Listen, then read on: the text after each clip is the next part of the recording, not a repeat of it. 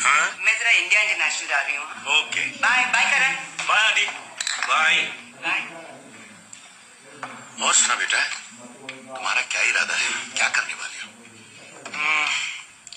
अभी तो मैं घर जा रहा हूँ और शाम को परवेश और अशोक के साथ मैं सोचा था। तुम्हारा आज का प्रोग्राम नहीं पूछ रहा हूँ, मैं जिंदगी की बात कर रहा हूँ। जिंदगी? You mean life?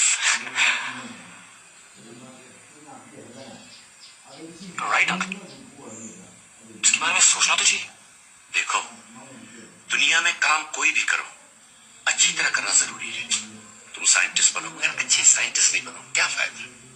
घास काटने वाला बनो मगर अच्छा घास काटो तो कोई मतलब है कि नहीं? सही कहा। तो अंकल मैं चलूं? अरे रोमी तो आ जाए। नो प्रॉब्लम, मैं फोन करूंगा उसे।